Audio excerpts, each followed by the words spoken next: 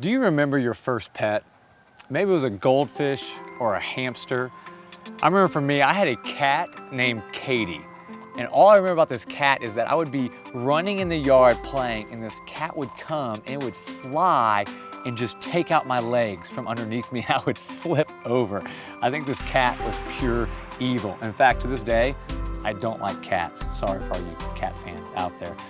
But after Katie, I actually had a dog named Bryce who was a Lhasa Apso. And then we had this black, it was like a mixture of a Scottish Terrier and a poodle. So he had like really long legs, but had the beard of a Scottish Terrier. And his name was Napoleon of all things. My dad thought that was a great name. Now I remember, because of loving pets when I was growing up, my wife and I, when we got married, our first thing we were gonna do is get a dog. So we got our dog, Rudy. Now I can remember picking him up, and he was this little fur ball of a thing that just fit into my hands. Now when we got him, one of the first things we wanted to do, we wanted to make sure that we trained him well. So at first we just did fun tricks like getting him to shake, getting him to do a high five, and things like that.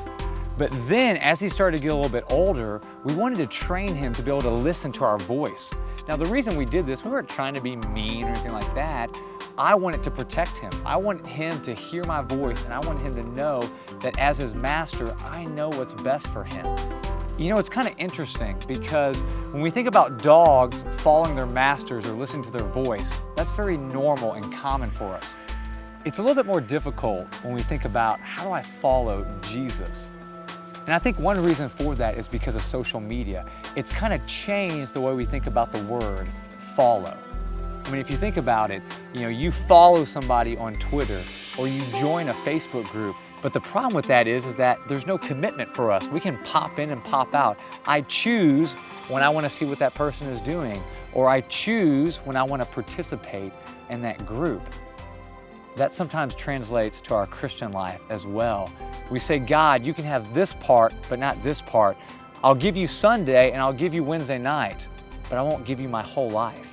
And I think for us, we take that into our relationship with Christ, is that we feel like we can come to Him whenever we want, instead of realizing that He is calling us to something greater. The way we follow Him has a lot more commitment than joining a Facebook group. So today, what I want you to be thinking about is how do I follow Jesus? And then also I want you to think about, does it cost us anything when we follow Him?